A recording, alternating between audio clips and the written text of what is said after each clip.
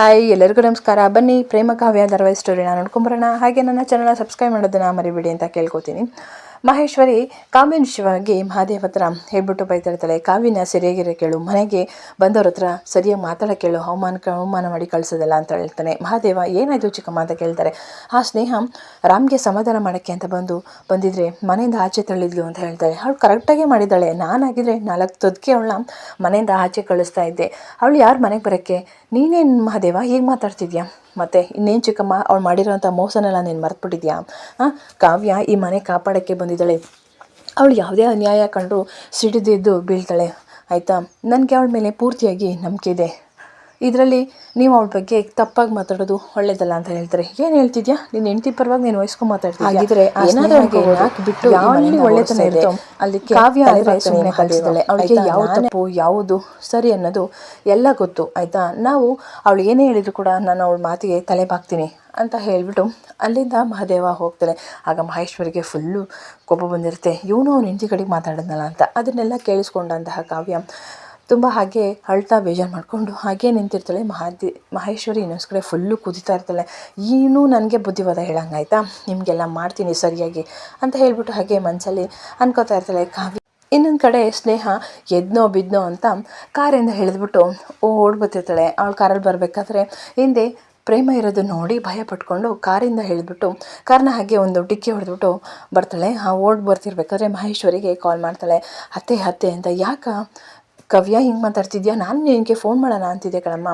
ಸ್ನೇಹ ಆಯಿತಾ, ನೀನೇನು ಹೆದರ್ಕೋಬೇಡ. ಆ ಕಾವ್ಯ ಏನು ಹೇಳಿದ್ರು ಕೂಡ ನೀನು ತಲೆ ಕೆಡಿಸ್ಕೋಬೇಡ, ಆಯಿತಾ? ನಾನು ಅವಳಿಗೆ ಸರಿಯಾಗಿ ವಾರ್ನಿಂಗ್ ಮಾಡಿದ್ದೀನಿ. ನಾವು ಏನು ಪ್ಲ್ಯಾನ್ ಮಾಡಿದ್ವಿ ಅದೇ ಪ್ರಕಾರ ಪ್ಲ್ಯಾನ್ ನಡೀತಾ ಇದೆ ಅಂತ ಎಲ್ಲ ಮಾತಾಡ್ತಿರೋದು. ಅತ್ತೆ ಒಂದು ನಿಮಿಷ ನಾನು ಮಾತಾಡೋದನ್ನು ಕೇಳಿಸ್ಕೊಳ್ಳಿ, ನಾನು ಹೇಳೋದನ್ನು ಕೇಳಿಸ್ಕೊಳ್ಳಿ. ಅತ್ತೆ, ನಾನು ಪ್ರೇಮ ನೋಡಿದೆ. ಪ್ರೇಮನ ಏನು ಹೇಳ್ತಿದ್ಯಾ ನೀನು? ಹೌದು ಅತ್ತೆ, ಕಾರಲ್ಲಿ ನನ್ನ ಪ್ರೇಮ ಇದ್ಲು. ಇಲ್ಲ ಅವಳು ಬದುಕಿಲ್ಲ, ಸತ್ತೋಗಿದ್ದಾಳೆ ಅಲ್ವಾ? ಸತ್ತೋಗಿದ್ದಾಳೆ ಅಂದಲ್ಲ?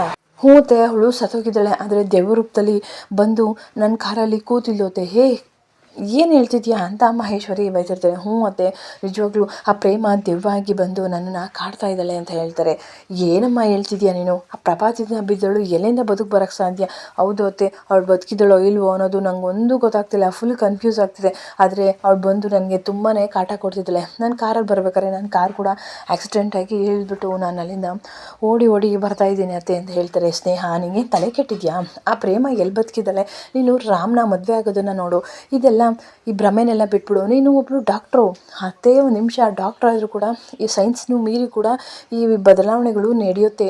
ಅಂಥದ್ರಲ್ಲಿ ಪ್ರೇಮ ಬದುಕಿರೋಕ್ಕೆ ಸಾಧ್ಯನೇ ಅಂತ ಹೇಳ್ತಿರ್ತಾರೆ. ಹೌದತ್ತೆ, ಪ್ರೇಮ ನನಗೆ ತುಂಬ ಕಾಟ ಕೊಡ್ತಿದ್ದಾಳೆ. ಸ್ನೇಹ, ಇವೆಲ್ಲ ನಾನು ನಂಬಲ್ಲ, ಆಯಿತಾ? ದಯವಿಟ್ಟು ಇದನ್ನೆಲ್ಲ ಬಿಟ್ಬಿಟ್ಟು ರಾಮ್ನ ಮದುವೆ ಆಗೋದ್ರ ಕಡೆ ಗಮನ ಕೊಡು, ಆಯಿತಾ? ಹಂಗಿದ್ರೆ ನನಗೆ ಫೋನ್ ಮಾಡು, ಇಲ್ಲಾಂದರೆ ನೀನು ನನಗೆ ಫೋನ್ ಮಾಡಿಬಿಡ, ಇಡು ಫೋನು ಅಂತ ಹೇಳ್ಬಿಟ್ಟು ಮಹೇಶ್ವರಿ ಬೈದಿರ್ತಾಳೆ. ಅಯ್ಯೋ, ಇವ್ರಿಗೆಲ್ಲ ನಾನು ಹೇಗೆ ಹೇಳಪ್ಪ, ಪ್ರೇಮ ಬದುಕಿದ್ದಾಳೆ ಅಂತ ಹೇಳಿದ್ರು ಕೂಡ ನಂಬ್ತಾ ಇಲ್ವಲ್ಲ ಅಂತ ಹೇಳ್ತಿರ್ತಾಳೆ. ಇನ್ನೊಂದು ಕಡೆ ಪ್ರೇಮ ಮತ್ತು ಕಾವ್ಯ ಇಬ್ಬರು ಕೂಡ ಆಟ ಆಡ್ತಿದ್ದಂತಹ ಸಣ್ಣ ವಸ್ತುಗಳನ್ನೆಲ್ಲ ಒಂದು ಕಡೆ ಸ್ಟೋರ್ ಮಾಡಿ ಇಟ್ಕೊಂಡಿರ್ತಾರೆ, ಕಾವ್ಯ ಮತ್ತು ಪ್ರೇಮ ಇಬ್ಬರು ಕೂಡ. ಆಗ ಅದನ್ನೆಲ್ಲ ಓಪನ್ ಮಾಡಿ ಪ್ರೇಮ ನೆನಪಿಸ್ಕೊಂಡು ಕಾವ್ಯ ಹಾಗೆ ಕೂತ್ಕೊಂಡು ಅಳ್ತಾ ಇರ್ತಾಳೆ. ಬಳೆಗಳನ್ನ ನೋಡ್ತಾ ಇರ್ತಾಳೆ. ಇದು ನನ್ನ ಅಕ್ಕ ನನಗೆ ತಂದು ಕೊಟ್ಟಿದ್ದಲ್ವಾ ಅಂತ ಹೇಳ್ತಾಳೆ. ಇನ್ನೊಂದು ಕಡೆ ಫೋಟೋಸ್ನ ನೋಡ್ತಿರ್ತಾಳೆ. ಅವಳು ಚಿಕ್ಕ ವಯಸ್ಸಿನ ಫೋಟೋಸಲ್ಲಿ ಎಷ್ಟು ತುಂಟಾಟ ಮಾಡಿರ್ತಾರೆ ಅದನ್ನೆಲ್ಲವೂ ಕೂಡ ಓಪನ್ ಮಾಡಿ ಒಂದು ಬಾಕ್ಸಿಂದ ತೆಗೆದು ನೋಡ್ತಾ ಇರ್ತಾಳೆ. ಅಕ್ಕ ಎಲ್ಲೋದೆ ಅಕ್ಕ ನೀನು ಅಂತ. ಇನ್ನು ಅವರು ಬಾಲ್ಯದಲ್ಲಿ ಚೈಲ್ಡ್ಹುಡ್ ಡೇಸಲ್ಲಿ ಕಾವ್ಯ ಓದ್ಬೇಕಾದ್ರೆ, ಅಕ್ಕ ನೀನು ನನ್ನ ಜೊತೆ ಓದಬಾರ್ದೇನೆ ಅಂತ ಹೇಳಿದಾಗ, ನನಗೆ ಇವೆಲ್ಲ ಬೇಡಪ್ಪ, ನಾನು ಅಪ್ಪನ ಜೊತೆ ಹೊಲ ಉಳ್ತೀನಿ ಆರಾಮಾಗಿ, ನೀನೇ ಸೈಂಟಿಸ್ಟ್ ಆಗು ಅಂತ ಹೇಳ್ತಾರೆ. ಅಯ್ಯೋ, ಒಳ್ಳೆ ಬುದ್ಧು ಅಕ್ಕ, ನೀನು ಓದಿದ್ರೆ ಎಷ್ಟು ಚೆನ್ನಾಗಿರ್ತದೆ ಹೇಳು ಅಂತ ಹೇಳ್ತಾಳೆ. ಇನ್ನು ಕೈ ಗೊರಂಟಿ ಹಾಕಿದಾಗ ಕಾವ್ಯ ಪ್ರೇಮ ಅವಳಿಗೆ ಕೈ ತುತ್ತಿ ಮಾಡಿ ತಿನ್ನಿಸಿರ್ತಾಳೆ. ಅದನ್ನೆಲ್ಲ ನೆನೆಸ್ಕೊತಾ ಇರ್ತಾಳೆ. ಅಕ್ಕ, ಇವನ್ನೆಲ್ಲ ನಾನು ಹೇಗೆ ಮರೀಲಿ ಅಕ್ಕ? ಇಷ್ಟೆಲ್ಲ ನೆನಪುಗಳನ್ನ ನನ್ನ ಜೊತೆ ಕೊಟ್ಟೋಗಿದ್ಯಾ ನೀವು. ನಾವು ಚಿಕ್ಕ ವಯಸ್ಸಲ್ಲಿ ಇದ್ದಂತಹ ಬಾಲ್ಯನ ಹೇಗೆ ದೂರ ಮಾಡ್ಕೊಳ್ಳಿ ಅಂತ ಹೇಳ್ತಾರೆ. ಇನ್ನೊಂದು ಕಡೆ ಕಾವ್ಯ ಒಲೆ ಕಚ್ಚುತ್ತಾ ಇರ್ತಾಳೆ. ಕೈ ಸಿಟ್ಕೊಡ್ತಾಳೆ. ಏನಾಯಿತು ಕಾವ್ಯ ಅಂತ ಬಂದು ಕೇಳ್ತಾಳೆ. ಒಲೆ ಕಚ್ಚೋಕ್ಕೆ ಅಂತ ಬಂದೆ ಅಮ್ಮ. ಒಲೆ ಕಚ್ಚು ಅಂದರು. ಅಯ್ಯೋ, ನಾನು ಪ್ರೇಮ ಮಾಡ್ತಾಳೆ ಅಂತ ಹೇಳ್ಬಾರ್ದ್ವಾ ನೀನು? ಹೇಳ್ದೆ, ಅದಕ್ಕೆ ಗಂಡು ಮನೆಗೆ ಹೋದಾಗ ನೀನೇನು ಮಾಡ್ತೀಯ, ಅವಳೇ ಬರ್ತಾಳೆ ಅಂದರು ಅಂತ ಹೇಳ್ತಾರೆ. ಆಗ ಅದಕ್ಕೆ ಪ್ರೇಮ, ಇಬ್ಬರೂ ಒಂದೇ ಮನೆಗೆ ಸೊಸೆಗೆ ಹೋಗೋಣ ಅಂತ ಹೇಳಿರ್ತಾಳೆ. ಅದನ್ನೆಲ್ಲ ನೆನೆಸ್ಕೊಂಡು ಪಾಪ ಅಳ್ತಾ ಇರ್ತಾಳೆ. ಹ್ಞೂ ಕಣಕ್ಕ, ಇಬ್ಬರು ಒಂದೇ ಮನೆಗೆ ಸೊಸೆಗೆ ಹೋಗೋಣ ಬಿಡು ಅಂತ ಹೆಂಗೆ ಹೇಳ್ದಕ್ಕ ನೀನು, ಅದೇ ರೀತಿ ಇಬ್ಬರು ಕೂಡ ಒಂದೇ ಮನೆಗೆ ಬಂದ್ವಲ್ಲ ಅಂತ ಹೇಳಿ ಕಾವ್ಯ ಅದನ್ನೆಲ್ಲ ನೆನೆಸ್ಕೊಂಡು ಅಳ್ತಾ ಇರ್ತಾಳೆ. ನನ್ನ ಜೊತೆಯಾಗಿ ಇದ್ದು ಇವಾಗ ಹೇಗೆ ಬಿಟ್ಟೋಗಿದ್ಯಾ ಪ್ರೇಮಕ್ಕ ನೀನು ಅಂತ ಹೇಳ್ತಿರೋದು. ಅದೇ ಟೈಮ್ಗೆ ಮಹಾದೇವ್ ಕೂಡ ಬರ್ತಾಳೆ. ಪಾಪ ಪ್ರೇಮ ಅಂತೂ ನೆನೆಸ್ಕೊಂಡು ಕಾವ್ಯ ಅಷ್ಟು ಅಳ್ತಾ ಇರ್ತಾಳೆ. ಅವಳಿಗೆ ಸಮಾಧಾನ ಪಡಿಸೋರು ಕೂಡ ಯಾರೂ ಇರಲ್ಲ. ಆಗ ಮಹಾದೇವ ಹತ್ರ ಹೋಗಿ ಅವನ ಹಾಗೆ ತಪ್ಕೋತಾಳೆ. ನೋಡು ಮಹಾದೇವ, ಇದು ನಮ್ಮ ಅಕ್ಕ ನನಗೆ ಕೊಡಿಸಿದ್ದು. ನಾನು ಇಲ್ಲದೆ ಹೋದಾಗ ಅಪ್ಪ ಅವಳಿಗೆ ಏನೇ ಕೊಡಿಸಿದ್ರು, ಯಾವ ಬಳೆನೇ ಕೊಡಿಸಿದ್ರು ಕೂಡ ನನ್ನ ತಂಗಿಗಾಗುತ್ತೆ ಅಂತ ಹೇಳಿಬಿಟ್ಟು ಹಠ ಮಾಡಿ ಇನ್ನೂ ಒಂದು ಬೇಕು ಅಂತ ಹೇಳಿ ತರಿಸ್ಕೊಂಡು ಇಟ್ಕೋತಾ ಇದ್ಲು. ನಾನು ಬಂದಾಗ ಅದನ್ನು ಜೋಪಾನವಾಗಿ ಇಟ್ಕೊಂಡು ನನಗೆ ಅಂತ ಕೊಡ್ತಾಯಿದ್ಲು.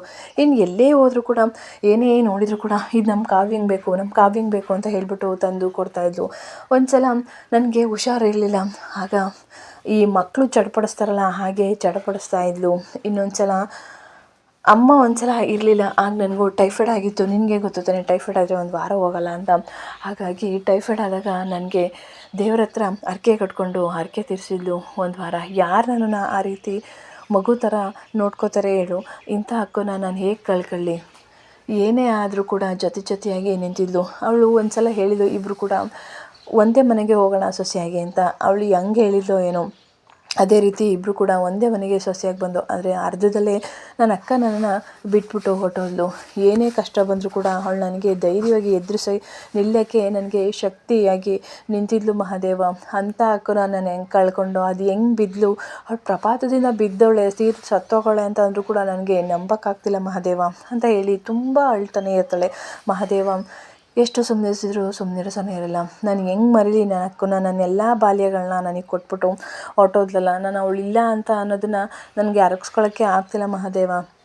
ಹೇಳು ಮಹಾದೇವ, ಪ್ರೇಮಕ್ಕ ಬದುಕಿರ್ತಾಳೆ ಅಲ್ವಾ, ಹೇಳು ಬರ್ತಾಳೆ ಅಲ್ವಾ ವಾಪಸ್ಸು ಅಂತ ಹೇಳ್ತಿರ್ತಾಳೆ. ಕಾವ್ಯ ಅಳ್ಬೇಡ, ಸಮಾಧಾನ ಪಡ್ಕೊ, ನಾನು ಒಬ್ಬಂಟಿಯಾಗಿ ಮಾಡಿ ಬಿಟ್ಬಿಟ್ಟು ಹೋದ್ಲಲ್ಲ ಮಹಾದೇವ ಅಂತ ಹೇಳ್ತಾರೆ. ಮಹಾದೇವ, ನೀನು ಒಬ್ಬಂಟಿಯಲ್ಲ, ನಾನಿದ್ದೀನಿ ನಿನ್ನ ಜೊತೆಗೆ ಅಂತಾಳೆ. ಇನ್ನೊಂದು ಕಡೆ ಸ್ನೇಹ ಬಿದ್ದುಬಿಟ್ಟು ಕೈ ಏಟ್ ಮಾಡ್ಕೊಂಡಿರ್ತಾಳಲ್ಲ, ಸೊ ಹಾಗಾಗಿ ಅದಕ್ಕೆ ಫಸ್ಟ್ ಏಡ್ ಮಾಡಿಸ್ಕೊಳ್ಳೋಕ್ಕೆ ಅಂತ ಬಂದಿರ್ತಾಳೆ.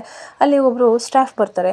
ಮೇಡಮ್ ಏನಾಯಿತು ಮೇಡಮ್ ಅಂತ ಹೇಳ್ತಾರೆ. ನಿಂಗೆ ಏನಾದರೂ ಆಗಲಿ ನಿನಗೇನು ಅಂತ ಹೇಳ್ತಾರೆ. ಮೇಡಮ್ ಅಲ್ಲಿ ಒಂದು ಪೇಷೆಂಟು ಗಾಬರಿ ಆಗಿದ್ದಾರೆ. ಗಾಬರಿನಾ? ಏನಾಯಿತು ಅಂತ ಹೇಳಿದಾಗ ಅವರು ಯಾವುದೋ ಒಂದು ಯಂಗ್ಸ್ನ ನೋಡಿದ್ರಂತೆ, ಡೋರ್ ಹತ್ರ ನಿಂತಿದ್ರಂತೆ. ಸೊ ಹಾಗಾಗಿ ಅವರು ಅದನ್ನ ನೋಡಿ ಏನೋ ಹೆದರ್ಕೊಂಡ್ಬಿಟ್ಟಿದ್ದಾರೆ. ಮತ್ತು ಇನ್ನೇನಂತೆ, ಯಾರು ಹೆಂಗಸರು ನೋಡಬೇಕು? ಅದು ಹೆಂಗಸರಲ್ಲ ಮೇಡಮ್, ನಾನು ರೆಕಾರ್ಡ್ ಬುಕ್ಕೆಲ್ಲ ಹುಡುಕ್ತೆ, ಆ ಥರದ್ದು ಹೆಂಗಸರು ಯಾರೂ ಇಲ್ಲ ಇಲ್ಲಿ, ಯಾರೂ ಮಿಸ್ ಕೂಡ ಆಗಿಲ್ಲ.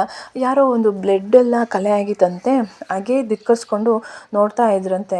ಸೊ ಅದಕ್ಕೆ ಏನು ಇವಾಗ ಅಂತ ಹೇಳ್ತಾರೆ. ಅದು ಯಾರೋ ಏನೋ ದೆವ್ವ ಇರಬೇಕು ಅಂತ ಅವರು ತುಂಬ ಭಯ ಪಟ್ಕೊಂಡಿದ್ದಾರೆ. ಅದಲ್ದಲೇ ಮೇಡಮ್, ನಿಮ್ಮ ಕ್ಯಾಬಿನ್ ಕಡೆನೇ ಆ ಹೆಂಗಸು ನೋಡ್ತಾ ಇದ್ಲಂತೆ ಅಂತ ಹೇಳ್ತಾರೆ. ಏನು ನನ್ನ ಕ್ಯಾಬಿನ್ ಕಡೆನಾ? ಅಯ್ಯೋ ದೇವ್ರೆ, ನನಗೆ ಗೊತ್ತಿಲ್ಲ ಅವ್ರು ಯಾರು ಅಂತ. ಇನ್ನೊಂದು ಸಲ ಚೆಕ್ ಮಾಡೋಗು, ಆ ಪೇಷೆಂಟ್ಗೆ ಧೈರ್ಯ ಹೇಳೋಗು, ಇಲ್ಲಾಂದರೆ ನಮ್ಮ ಹಾಸ್ಪಿಟಲ್ ರೆಪ್ಯುಟೇಷನ್ ಎಲ್ಲ ಹಾಳಾಗುತ್ತೆ ಅಂತ ಹೇಳ್ತಾರೆ. ಸರಿ ಮೇಡಮ್, ಆಯಿತು ಅಂತ ಹೇಳ್ತಾರೆ. ಆಗ ಇನ್ನೊಂದು ಮತ್ತೆ ಹಾಗೆ ಸ್ನೇಹ ನೆನೆಸ್ಕೊತಾ ಇರ್ತಾಳೆ. ಹೌದು, ಇದು ಪ್ರೇಮಂದೇ ಕೆಲಸ. ಅವಳೇ ಬಂದಿದ್ದಾಳೆ. ಯಾಕೆ ಪ್ರೇಮ ಇವಾಗ ಕಾಣ್ತಿದ್ಯಾ? ಇದ್ದಾಗಲೂ ನನ್ನ ಅಷ್ಟೊಂದು ಕಾಣ್ತಿದ್ದೆ, ಇವಾಗ ಸತ್ತೋದ್ಲಾಗೂ ಕೂಡ ನಾನು ಹೀಗೆ ಕಾಣ್ತಾ ಇದೆಯಲ್ಲ, ದಯವಿಟ್ಟು ನನ್ನ ಬಿಟ್ಬಿಡು ಅಂತ ಹೇಳ್ತಿರ್ತಾಳೆ. ಆಗ ಕಾವ್ಯ ಸ್ವಲ್ಪ ಸಮಾಧಾನ ಆದಮೇಲೆ ಮಹಾದೇವನ ಹಾಗೆ ತಪ್ಕೊಂಡಿರ್ತಾಳಲ್ಲ, ಎದ್ದೇಳ್ತಾಳೆ. ಆ ಕಿವಿ ಒಲೆ ಅವಳಿಗೆ ಸಿಕ್ಕಾಕೊಳ್ಳುತ್ತೆ. ತಡಿ, ಕಿವಿ ಒಲೆ ಸಿಕ್ಕಾಕೊಂಡಿದ್ದೆ, ನಾನು ತೆಗಿತೀನಿ ಅಂತ ಹೇಳ್ತಾಳೆ. ತೆಗಿಯೋಕ್ಕೆ ಅಂತ ಬಂದಾಗ ಮಹಾದೇವ, ತಡಿ ನೋವಾಗುತ್ತೆ, ನಾನು ಅದನ್ನು ತೆಗಿತೀನಿ ಅಂತ ಹೇಳ್ತಾಳೆ. ಆಗ ಕಾವ್ಯ, ಸಾರಿ ಮಹಾದೇವ, ಸ್ವಲ್ಪ ಅಕ್ಕನ ನೆನೆಸ್ಕೊಂಡು ತುಂಬ ಬೇಜಾರಾಯಿತು ಅಂತ ಹೇಳ್ತಾರೆ. ಪರವಾಗಿಲ್ಲ ಅಂತ ಹೇಳ್ತಾರೆ. ಕಿವಿ ಒಲೆ ಮಹಾದೇವನ ಶಾರ್ಟ್ಗೆ ಸಿಕ್ಕಾಕೊಂಡಿರುತ್ತೆ. ಆಗ ಕಿವಿ ಒಲೆ ಎಲ್ಲೋಯ್ತು ಅಂತ ಹುಡುಕ್ತಾ ಇರ್ತಾಳೆ. ಆಗ ಮಹಾದೇವನ ಕೈಲಿರುತ್ತೆ.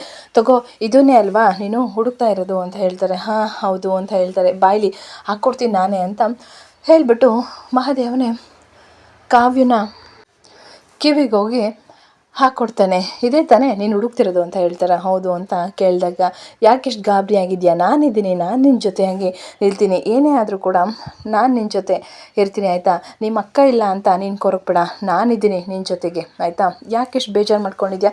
ನಿಮ್ಮ ಅಕ್ಕನ ಹೇಗೆ ನಿನ್ನ ನೋಡ್ಕೋತಿಲ್ಲೋ ಅದೇ ರೀತಿ ನಾನು ಕೂಡ ನಿನ್ನನ್ನು ನೋಡ್ಕೋತೀನಿ, ಆಯಿತಾ ಅಂತ ಹೇಳಿಬಿಟ್ಟು ಕಿವಿ ಒಲೆನ ಮಹಾದೇವ ಹಾಕ್ತಾನೆ.